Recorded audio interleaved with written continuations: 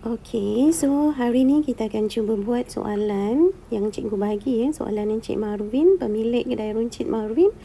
Jadi soalan ni memerlukan kita untuk buat akaun perdagangan dan untung rugi dan juga penyata kedudukan kewangan pada 30 Jun 20X7. Okey.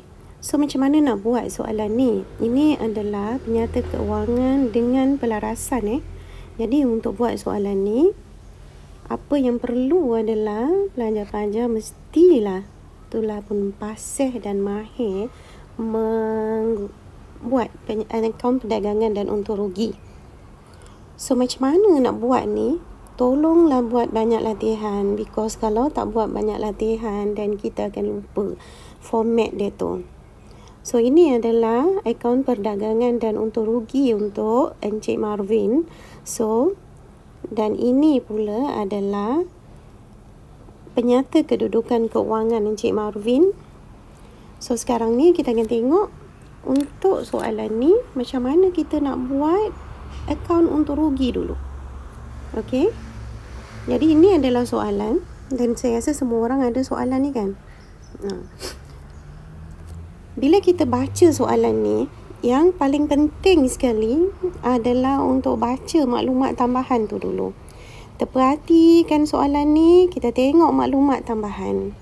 Selesaikan dulu maklumat tambahan dan selepas itu barulah kita tengok kepada item-item yang seterusnya.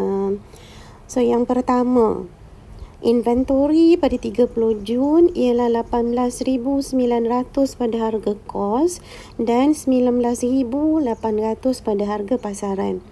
Jadi macam mana nak buat ni? So kita kena tahu, bila baca je soalan tu, directly kita kena ingat dah dekat mana tempat untuk inventory. Okay, because inventory ni dia akan berada di satu, di dalam akaun perdagangan dan untung rugi, dan satu lagi dia akan berada di penyata kedudukan keuangan. Kita kena tahu dah, setiap maklumat tambahan dia mesti melibatkan dua adjustment. Ada dua tempat kita kena baiki. Kalau kita dah baiki dua tempat, maka insya-Allah betul.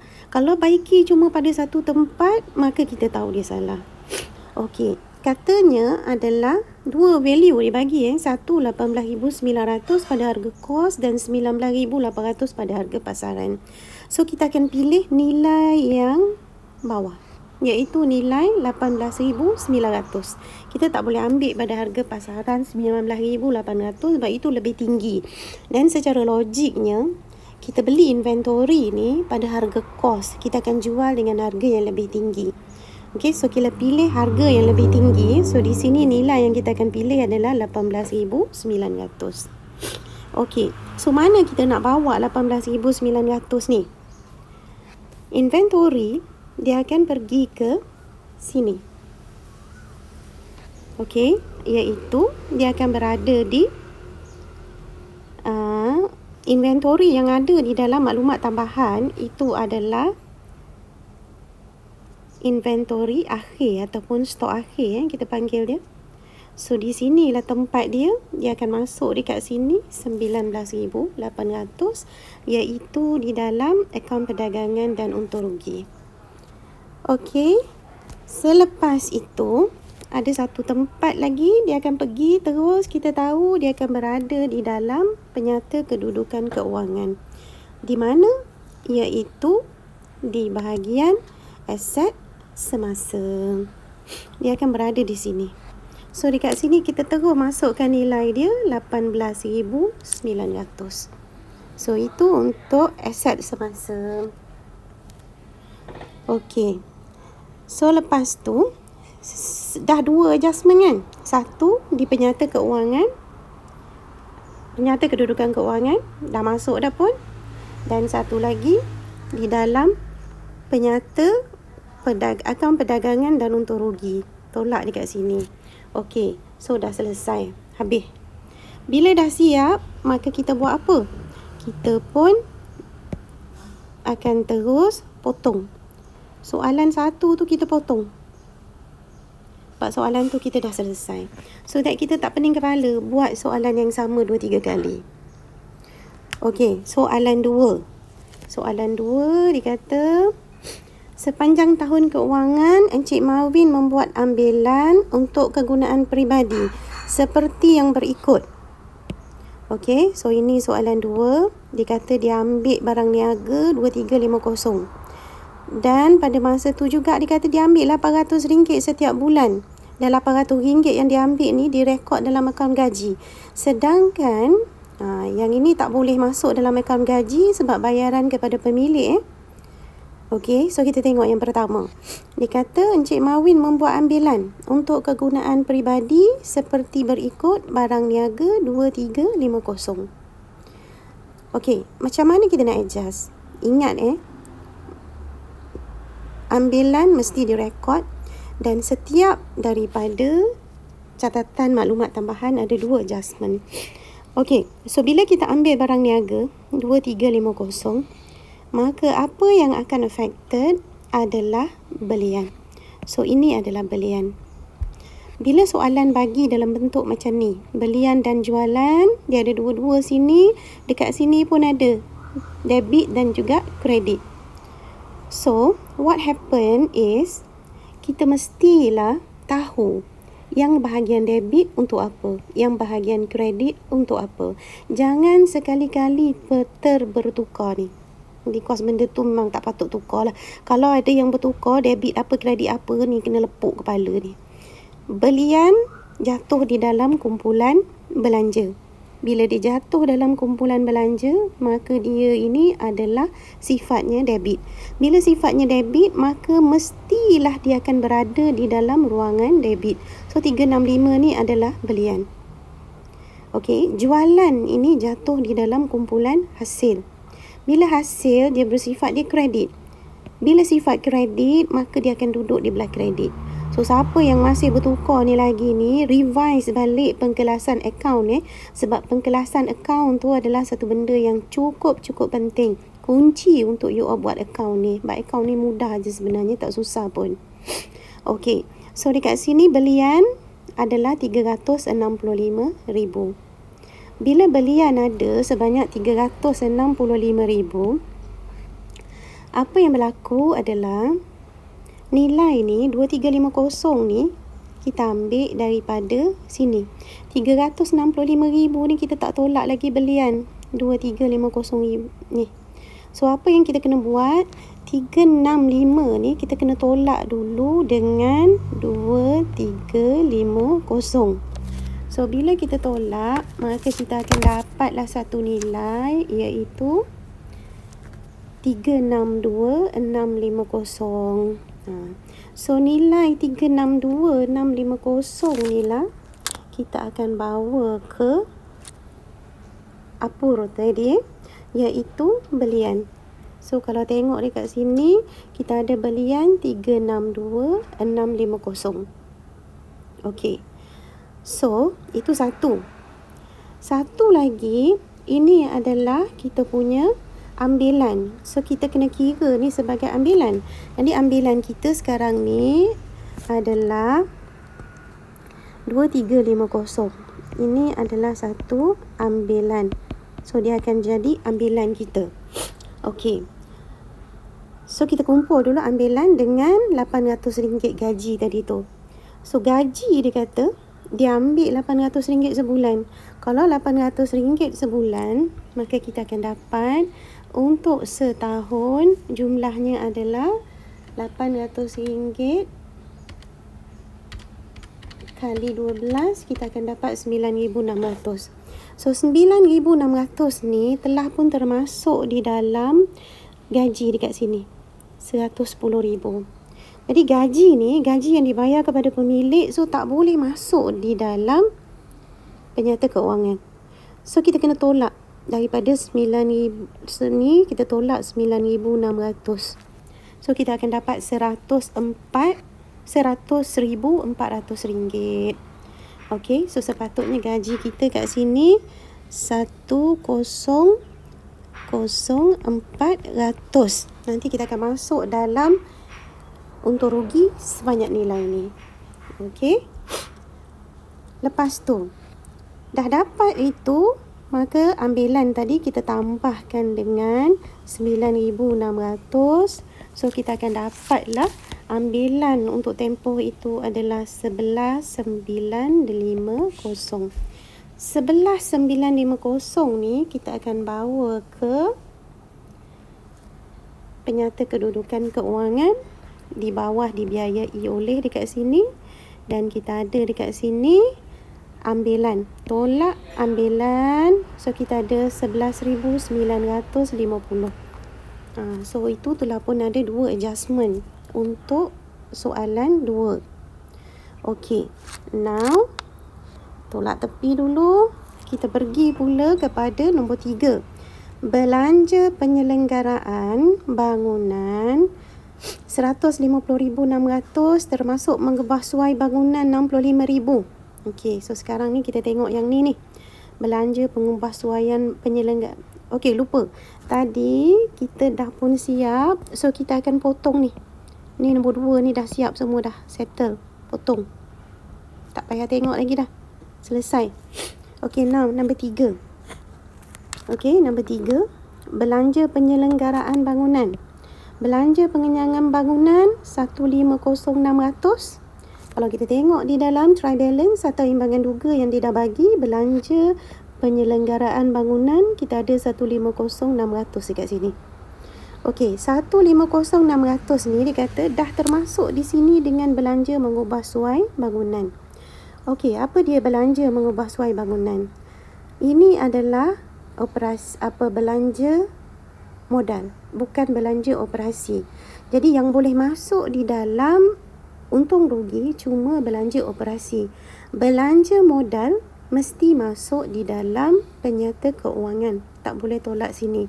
So, what you need to do now is 150,600 ni kita kena tolakkan dulu dengan 65,000. So, di sini kita akan dapat jumlah sebanyak 85,600.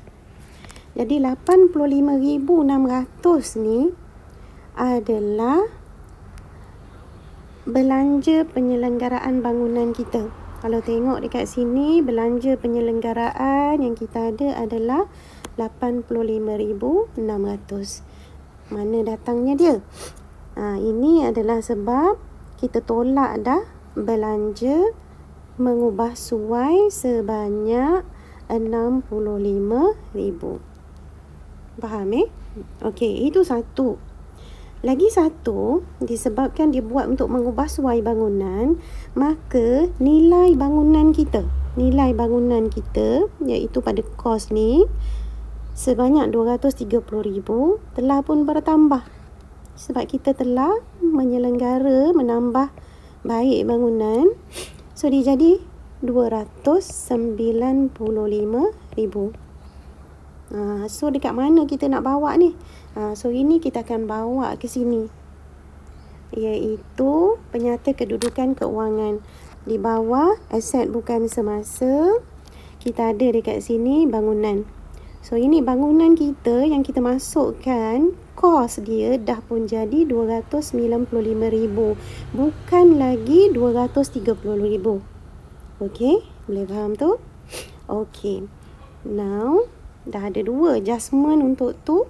Kita tengok balik soalan kita. Soalan kita yang ni dah settle sebab dah pun 2 adjustment. Jadi, kita pun potong. Selesai dia. Okey, yang keempat. Hutang sebanyak 440 dihapuskan sebagai hutang lapuk. Okey, yang keempat. Hutang 440 dihapuskan sebagai hutang lapuk. Now, kita pun naik atas. Kita pun tengok cari ada tak hutang lapuk. Kita pun tengok ini dia hutang lapuk kita. Hutang lapuk kat sini yang ada adalah sebanyak 360. Jadi, untuk tahun semasa telah pun ada hutang ni 360 ni. Tambah pula pada akhir tahun ada 440 lagi. So, what we do is 360 kita kena tambah dengan 440 lagi. So kita akan dapat dekat sini RM800. Okey. Apa kita buat dengan RM800 ni? Kita pun bawa lah kita punya penyata untuk rugi kita.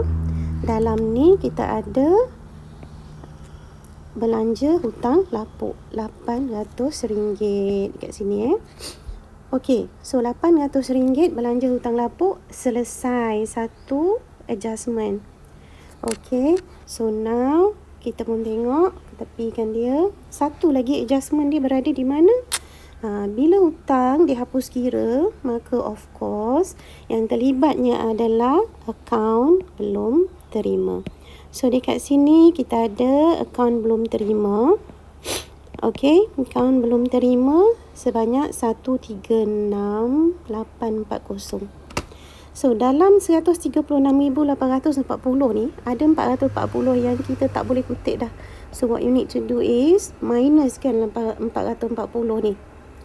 Okey, minus 440, jumlah ini yang kita dapat nanti 136,400 adalah jumlah baru kita punya akaun belum terima. So kita tengok dalam PKK kita akaun belum terima ni kita dapat di sini 136,400, bukannya 138,440. Okey, so kita ambil nilai yang baru. Okey, so dah pun siap dua adjustment. Okey, lepas tu peruntukan ni dah siap. Bila dah siap, then of course kita pun potong. Okey, peruntukan hutang ragu diwujudkan pada kadar 2% atas akaun belum terima bersih. Yang ni pun tadi dah siap ni kita potong Yang mana dah siap kita potong. Bangunan dah siap. Hutang lapuk kat sini dah pun siap. Okey, belanja penyelenggaraan ni dah siap. Belian kita dah siap. Okey, peruntukan hutang ragu diwujudkan pada kadar 2% atas akaun belum terima bersih. So itu yang kita cari tadi tu. Akaun belum terima bersih kita. Tadi kat sini kita ada 136,240 tadi. 136,400. So daripada jumlah ni, dia kata daripada jumlah ni 2%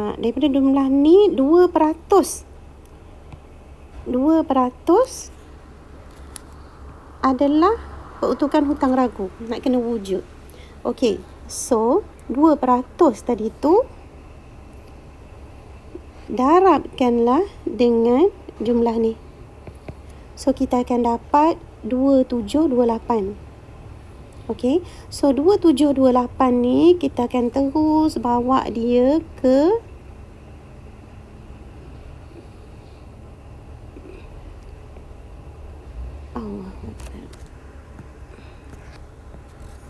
kita akan bawa dia ke bawah ni, terpadam pula. Okey, so di sini kita ada 2728 daripada 136,400 tadi. Okey, so inilah peruntukan hutang ragu kita. Okey, selesai satu pelarasan. Now kita pergi pula kepada satu pelarasan lagi. Apa yang kita buat adalah kita akan tengok 2% ni kita dah kira tadi, kita dapat 2728. So daripada sini kita cari, kita naik ke atas dalam imbangan duga kita ni ada ke tidak peruntukan hutang ragu. Ada, nampak tak? Okey, kita tengok tak ada sebenarnya. Peruntukan hutang ragu memang tak ada. Maknanya dalam try balance kita ni, imbangan duga kita ni memang tak ada lagi. So kita kena wujudkan. Sebab sekarang ni peruntukan hutang ragu tak ada. Okey, so bila tak ada, maka kita pun akan wujudkan dia. Macam mana nak wujudkan dia? Seolah-olah kita tulislah dekat bawah ni. PHR, peruntukan hutang ragu, dia sifat dia adalah kredit. So di sini 2728. Tapi ni tak kisah sangat pun sebab jawapan kita yang penting. Sebab bila tak ada lagi, maka kita tengok sekarang ni peruntukan hutang ragu yang asal adalah kosong. Okey, yang asal adalah kosong. Bila kosong, dia naik ke menjadi 2728. So sekarang ni peruntukan harta ragu kita telah bertambah. Bila bertambah, maka dia akan menjadi belanja kepada untung rugi kita. So kat sini kita pun ada kenaikan dalam peruntukan hutang ragu 2728. So ini dekat sini kita pun tanda 2728 kenaikan dalam peruntukan hutang ragu. Okey, katakanlah dalam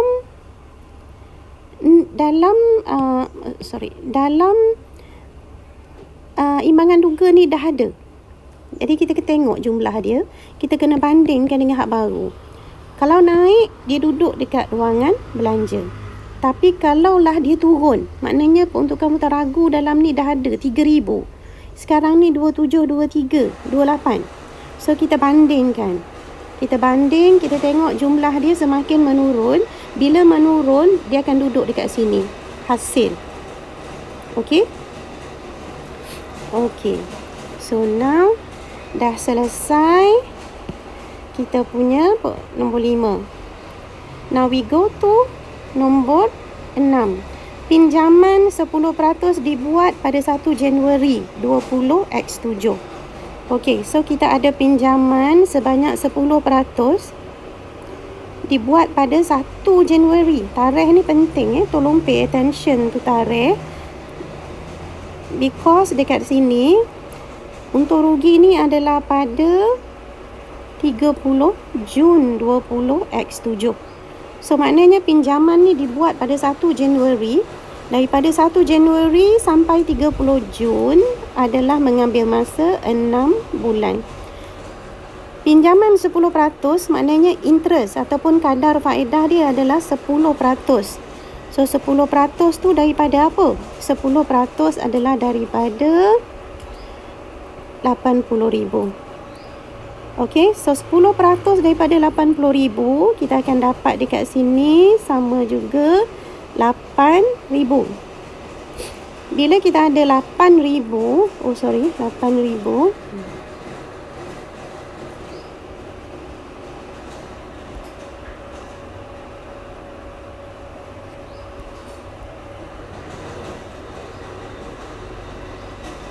Okey, bila kita ada 8,000 untuk setahun sedangkan 8,000 ni untuk setahun. Sedangkan tempoh kita cumalah sebanyak 6 bulan sahaja. Jadi 6 bulan daripada 8,000 ni cumalah sebanyak 4,000 sahaja. Okey, so belanja faedah kita untuk tahun semasa cuma 4,000 sahaja. Jadi di dalam akaun untung rugi kita dah ada dekat sini faedah atas pinjaman 4,000. Okey, kita nampak ada 4,000 faedah atas pinjaman. Okey. Now kita pun tengok satu lagi pelarasan dia. Kita naik atas. Okey, naik atas, tengok atas ni ada ke tidak belanja faedah pinjaman. Kita tengok ada rupanya. Ni faedah pinjaman 2,400. Maknanya faedah pinjaman ni telah pun dibayar. Okey, so Encik Malvin dia dah bayar 2,400. Sedangkan faedah yang dia sepatutnya bayar adalah sebanyak 4,000 tadi. Bila 4,000 sepatutnya bayar, dah bayar adalah 2,400, maka kita tahu yang Encik Marvin telah pun tolak 4,000, berhutang sebanyak 1,600. Jadi hutang Encik Marvin ni adalah satu liability dia. Sebab dia tak bayar lagi hutang dia. Jadi, bila adanya liability, maka kita kena hantar ke PKK. So, dalam PKK, kita ada di bawah tanggungan semasa. Sebabnya, ini adalah tanggungan jangka pendek. Tak sampai setahun, dia kena settle. So, kita ada dekat sini faedah pinjaman terakru 1,600. Okey. So, selesai. Dua-dua selesai. Okey. So, now kita pun tamatlah nombor 6 ni. Nombor 6 ni pun dah selesai. Okey. Nombor 7. Pelarasan yang perlu diambil kira. Okey. Ada lagi benda yang tak selesai rupanya. Okey, so sewa belum terima. Kita ada sewa belum terima dekat sini sebanyak RM800. Bila sewa ni kita belum terima, maka kita pun tengok dekat atas ni, dalam kunci, dalam try balance ni, kita tengok adanya sewa RM3,600 yang belum diterima. How do we know sewa ni diterima, bukannya belanja sewa? Okey, kalau kita tengok sewa RM3,600 berada di bahagian kredit, bukannya di bahagian debit. So, kita tahu dia adalah sewa diterima. Kenapa diterima? Kerana ini adalah hasil. Hasil sifatnya kredit, jadi dia akan berada di belah kredit. Kalau belanja, dia akan berada di bahagian debit. Okey, so now dah faham yang tu. So, bila ada sewa 800 yang kita tak terima lagi, sepatutnya kita dah terima, tapi kita belum terima. Maka ini adalah sesuatu yang sepatutnya masuk dalam tempoh semasa. Jadi, kita tambah lagi dengan 800, kita akan dapat 4,400. So, 4,400 ni dia akan pergi ke akaun perdagangan dan untung rugi. So, dekat sini adalah hasil diterima. So, dalam hasil diterima ni, kita dapati ada dekat sini, di bawah tambah hasil lain, sewa diterima 4,400. Okey. So, itu satu. Satu lagi adalah, di mana kita nak settlekan satu lagi. So, kita dapati, sewa diterima ni adalah hasil kita. Kita punya. Tapi kita tak dapat lagi. Kita punya, bukan orang punya. Aset kita. Jadi, bila dia adalah aset, maka dia akan berada di dalam aset semasa. Okey, dia akan muncul di sini. Duduk dekat sini, aset semasa ni. Di mana? Iaitu dalam aset sewa belum terima, iaitu 800. Di dalam PKK. Okey, so 1, 2 adjustment kita dah pun buat. So, bila dah buat 2 adjustment, maka settle. Okey, now kita pun potong apa yang kita dah pun selesai. Next one is gaji belum bayar. Gaji belum bayar 3250. Jadi kat mana kita nak masuk gaji belum bayar 3250 ni? Rupanya kita ada berhutang gaji. Gaji yang kita ada tadi tu 100, 400 tadi tu, kita tak bayar lagi, ada tak bayar lagi 3250. Jadi sepatutnya kita dah bayar, tapi kita tak bayar. Jadi kita kena tambah lah. Ini menambahkan jumlah belanja gaji kita. Jadi 100, 400 tambah dengan 3250, maka jumlah ni kita akan dapat jumlah yang baru dalam apur kita, iaitu gaji, iaitu sebanyak 103,650. Okey? Alright. So, kita pun tak habis lagi. Ada satu lagi adjustment yang kita kena buat. Kita pun maklum tu. Jadi apa adjustment lagi satu? Disebabkan gaji ni kita tak bayar lagi ni. Bukan kita punya ni. Kita berhutang dengan orang. Adanya liability sebab kita tak bayar lagi. So, maknanya dia akan masuk di bawah tanggungan semasa. So, ini adalah tanggungan semasa kita. So, gaji belum bayar 3250 mesti kita masukkan dekat bawah ni. This is not our money. Ini is our liability and obligation to pay. Kita mesti bayar. So, that's why dimasuk bawah tanggungan semasa. Okay. So, Habis dekat sini. So, dah pun selesai. Gaji belum bayar 3250. Now, inventory alat tulis 575. Alat tulis lah diambil kira dalam akaun belanja pejabat. Tapi ada lagi alat tulis yang kita tak habis guna 575. Jadi, kita nak buat apa dengan alat tulis ni? Okey, now kita tengok atas. Kita cari ada tak belanja pejabat. Ni dia belanja pejabat. Dalam ni kita ada 43,600 belanja pejabat kita. Dalam belanja pejabat 43,600 ni telah pun termasuk 575 iaitu belanja inventory alat tulis yang masih tinggal Jadi tak boleh dianggap sebagai belanja lah. Jadi kita kena tolakkan 575 ni daripada 43,600. So 43,600 ni tolak dulu dengan 575. So bila kita tolak maka kita akan dapatlah jumlah baru iaitu belanja pejabat. If you look here, belanja pejabat kita ada jumlah dia 43,025. Okay, so this is the new amount for belanja pejabat. Okay, so kita dah selesaikan satu masalah. Now, satu lagi. Apa berlaku? Apa berlaku? Stok alat tulis yang kita masih belum guna tu adalah satu aset kita. Bila aset kita masuklah di bawah aset semasa, so kita ada lagi stok alat tulis dekat sini. Nilai dia 575.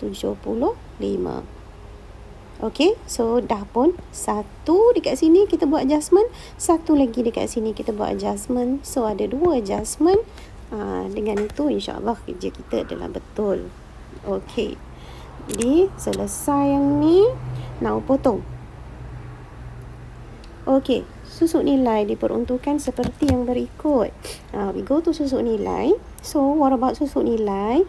It says that susuk nilai 2% setahun mengikut kaedah garis lurus untuk bangunan. Okay, tadi kita dah pun tengok kita punya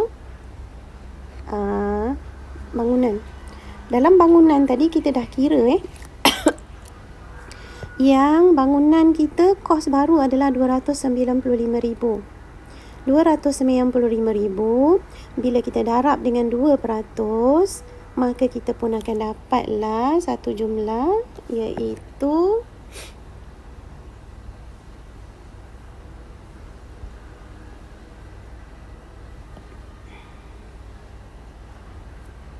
kita dapat jumlah sebanyak 5,900. Bangunan 2% daripada 295,000. So sebab tu dalam belanja operasi kita tunjukkan bangunan 5,900. So jumlah ini adalah jumlah untuk tahun semasa. Susuk nilai untuk tahun semasa.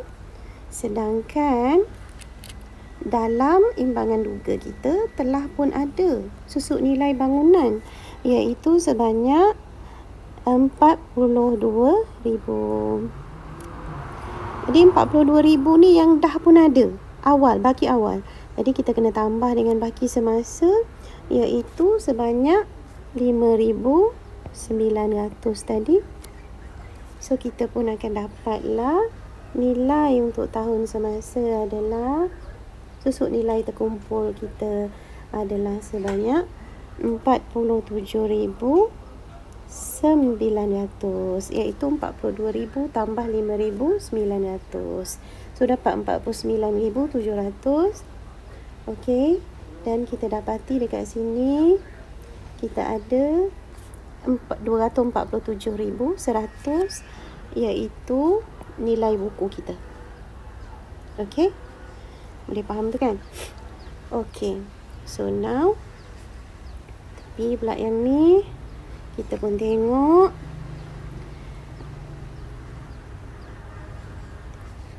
lengkapan dan lekapan. Lengkapan dan lekapan susuk nilai dia 10% setahun mengikut kaedah baki berkurangan. So 10% kita dah masuk ke belum lengkapan dan lekapan tadi? Kalau kita tengok dekat sini, lengkapan dan lekapan punya kos adalah 82,500. So 82,500 ni kita hantarkan ke penyata kedudukan keuangan.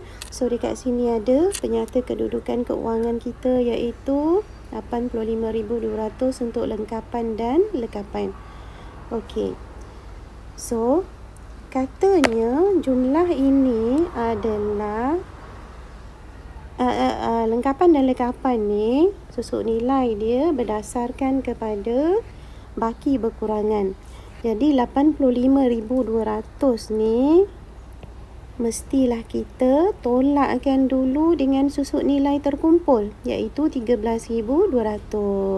So 85,200 tolak dulu dengan 15,200, maka kita akan dapat dekat sini sebanyak 70,000. Jadi 70,000 ini adalah nilai buku. Barulah kita darabkan dengan 10%. So kita akan dapat kat sini okey, so kita akan dapat sebanyak 7,200. Okey, so 7,200 ni adalah belanja susuk nilai untuk lengkapan dan lekapan untuk tahun semasa. Okey, so 7,200 ni kita akan ambil dia, masukkan dalam untuk rugi ni 7,200, dan pada masa yang sama kita akan hantar dia ni juga ke dalam penyata kedudukan keuangan. So, nak hantar ke penyata kedudukan keuangan, kita kena tambah dulu dengan susuk nilai terkumpul yang dah ada 13,200. Jadi, kita pun dapatlah satu jumlah untuk kita hantar ke penyata keuangan, iaitu 20,400. So, 20,400 ni adalah susuk nilai terkumpul daripada tahun lepas tambah dengan tahun semasa. So kita dapatlah nilai buku 64,800. Okey. So sekarang ni kita dah pun selesaikan kesemua. Okey, kesemua maklumat tambahan. Okey, bila dah habis semua tu, maka barulah kita akan tengok segala apa yang kita belum buat lagi. Okey, yang kita belum buat lagi, maka kita akan masukkan terus dekat dalam ni. Okey, belian sudah tadi, jualan pula. Jualan, belian tadi sudah, so kita tengok jualan. Jualan ni kita tahu dah, mesti masuk dalam perdagangan. Okey, so jumlah ni pun terus masuk, lompat dekat sini, 820,000. Okey, maka kita dah pun siap, kita pun potong. Okey, lepas tu pulangan. Pulangan yang di belah debit belah debit ini adalah pulangan. Ingat pulangan adalah kontra akaun tu. Dia kontra akaun, maknanya dia kontra kepada akaun induk. Pulangan masuk, dia adalah kontra kepada akaun induk jualan. Jadi kalau jualan ni sifat dia kredit, pulangan dia mesti duduk belah debit. Jadi kalau yang duduk belah debit ni, ini adalah pulangan masuk. Yang duduk belah kredit ni, ini adalah pulangan keluar. Sebab dia ni adalah kontra kepada belian. Dia terbalik. Jangan terbertukar tu, kelepuk nanti kan. Okey, so pulangan ni adalah pulangan masuk. Pulangan masuk kita bawa ke sini. Pulangan masuk dekat sini, tolak daripada jualan. Okey, tolak jualan, kita pun dapatlah jualan bersih. Okey, and then kita kira pula kos jualan. Angkutan masuk. Angkutan masuk dia akan berada di dalam akaun perdagangan juga, iaitu di sini ni, angkutan masuk 3,200. Angkutan keluar, kita tahu dah, dia akan berada di dalam belanja operasi. So dia akan masuk dekat sini, angkutan keluar. Okey, ni lagi jelas. Angkutan keluar dia adalah sebanyak 7,200. Okey, angkutan keluar. Sebab tu kita kena faham, kita kena pasal format ni mesti duduk dalam kepala. Tengok aja item, kita tahu dah dia masuk mana. Tengok aja item, kita tahu dah dia tempat mana. Jangan baru terkia-kia nak tengok format ni, format tu duduk mana, hak ni duduk mana, hak tu duduk mana. Kok habis kacau lah kita. Okey, lepas tu sewa dah selesai tadi. Okey, kita potong dah selesai ni. Angkutan masuk, angkutan keluar. Gaji tadi dah selesai. Belanja penyelenggaraan bangunan pun dah selesai. Belanja pejabat pun dah selesai. Lepas tu belanja pejabat dah selesai. Pinjaman pun dah selesai. Maknanya bila kita buat ni, banyak yang item atas ni yang dah selesai. Ini dah selesai, ni dah selesai. Inventory. Okey, inventory. Ni inventory. Maknanya stok awal pada 1 hari bulan Julai, kita tahu dah dia akan masuk di akaun perdagangan. So, mana akaun perdagangan kita, maka dia pun masuklah dekat sini dalam akaun perdagangan kita ni. So dia ada dekat sini stok awal. Okey, so ini stok awal kita 35,000. Okey. And then next, akaun belum terima. Dah selesai tadi, akaun belum terima. Akaun belum bayar. Akaun belum bayar ni tak selesai lagi. So, dekat mana tempat dia?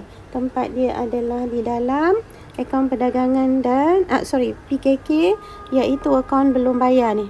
Dia akan duduk di sini. Ini dia akaun belum bayar kita. Nampak? Okey, tanggungan semasa, iaitu satu liability kepada kita. Okey. And then after that kita ada bank. Okay, bank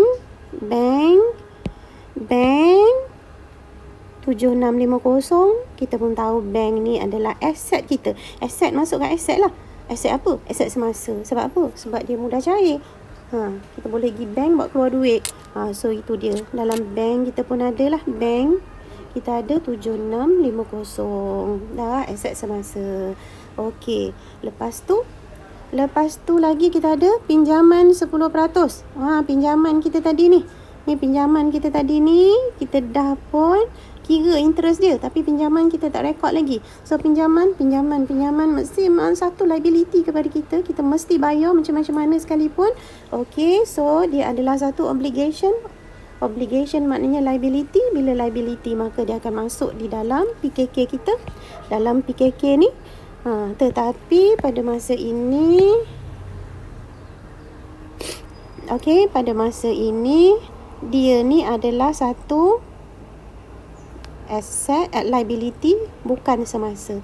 Sebab apa? Sebab biasanya bayaran dia lebih daripada setahun. Dia cakap pun 2009 baru habis. So, dia akan duduk di bawah liability, bukan semasa. Okay. And then, kita pun tengok balik. Okay, apa yang kita ada lagi iaitu modal. Modal 192,350. Okay, so modal, kita pun ambil lah modal kita. Kita tahu dah modal ni masuk dekat mana. Kalau tak tahu ni, tak tahu nak cerita lah ni. Okay, modal, kita tengok mestilah kita ada dekat kolom dibiayai oleh modal awal 192,350. Okey, dia duduk situ. Okey. So, bila dah siap yang tu, maka kita tengok balik. Ada lagi ke yang aku tak buat ni? Ada lagi ke yang aku tak buat ni? Rasanya semua dah buat ni. Ni dah buat, ni dah buat, ni dah buat, ni dah buat, ni dah buat. Semua dah buat. Okey, dan maklumat tambahan ni pun semua kita dah buat semua ni. Okey, semua dah buat settle. Maka habislah kerja kita. Okey. Bukan maksud habis selesai, tapi habis dekat sini maknanya habislah urusan mengepusnya.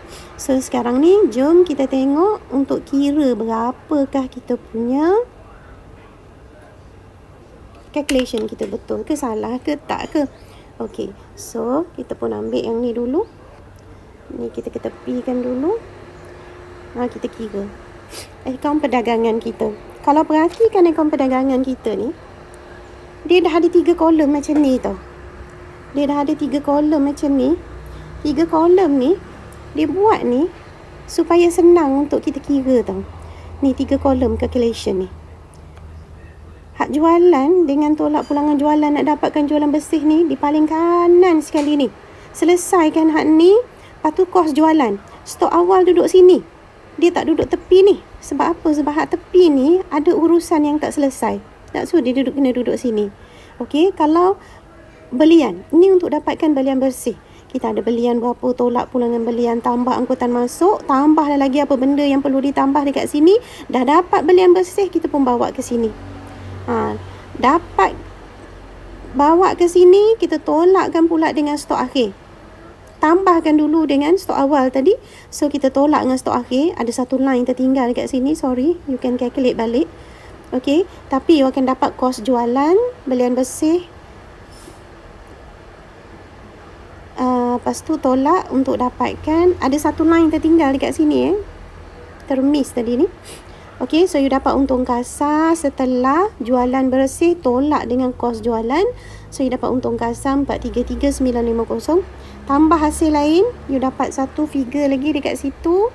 And then after that, kita tengok lagi kat bawah ni, tolak belanja operasi. So these are your belanja operasi, gaji, belanja penyelenggaraan, hutang lapuknya, kenaikan dalam hutang ragunya, bla bla bla bla. So dapatlah jumlah belanja 290,303. So that leaves you with the net profit 148,047. Okay. And then kita pun bawa pula yang ni.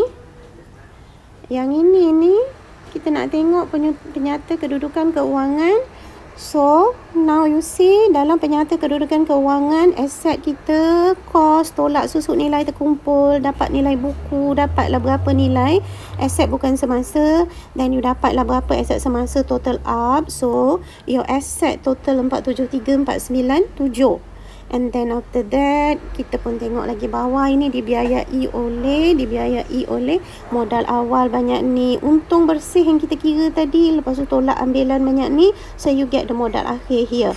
Okay, so tanggungan bukan semasa ada, pinjaman 80,000, tanggungan semasa pula ada, faedah pinjaman, gaji belum bayar, kaum belum bayar, so you get 65,050. And then when you total up, you get 473,497. Yang mana this is the same amount untuk asset. So go back to our accounting equation. Asset sama juga equity plus liability. Okay, so that's it for this question. Thank you so much.